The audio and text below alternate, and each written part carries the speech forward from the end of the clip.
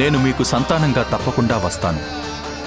దానికోసం మీరు నా తరువాతి అవతారం తర్వాత మరో అవతారం వరకు వేచి ఉండాల్సి ఉంటుంది.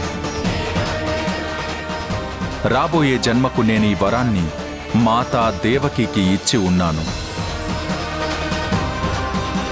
ఈ సమయంలో నేనేమీ చేయలేను. నేను మీకు మాటిస్తున్నాను, మీ సంతానంగా తప్పకుండా వస్తాను.